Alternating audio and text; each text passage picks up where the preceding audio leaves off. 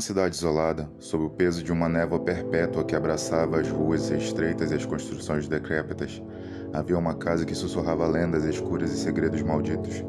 Seu nome era a Mansão dos Espíritos Perdidos. No coração da cidade vivia um jovem poeta chamado Edgar, com olhos tão profundos quanto um abismo, que ansiava pela descoberta do oculto e do macabro. Ele sabia das histórias sinistras que cercavam a mansão, mas sua curiosidade incessante o arrastou para o abismo da escuridão. No entardecer, Edgar chegou à mansão com sua fachada gótica, envolta em trepadeiras retorcidas que pareciam tentáculos sedentos. Um frio sepulcral assolava o lugar, mesmo quando o sol lutava para atravessar a névoa sombria. Ao entrar, Edgar foi saudado por uma sensação de vazio e melancolia.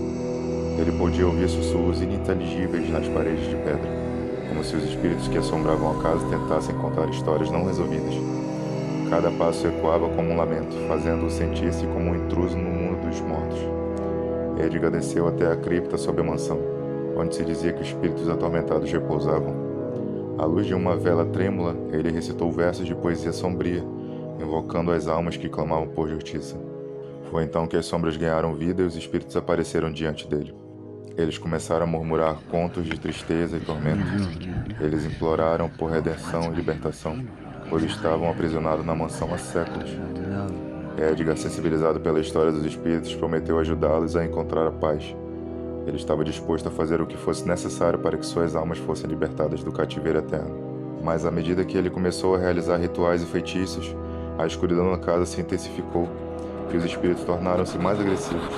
A mansão dos espíritos perdidos estava com uma fúria sobrenatural que Edgar não conseguia mais controlar.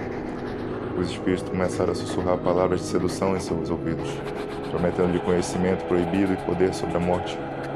A linha entre a vida e a morte se tornou difusa para Edgar, que não conseguia resistir à tentação de transcender o limite da existência humana. No último ato de desespero, Edgar tentou selar os espíritos de volta na casa, mas era tarde demais.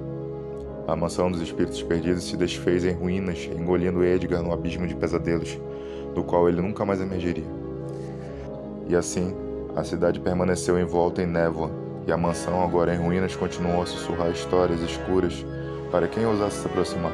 O nome de Edgar se perdeu nas sombras, tornando-se parte da lenda sombria que envolvia a mansão dos espíritos perdidos.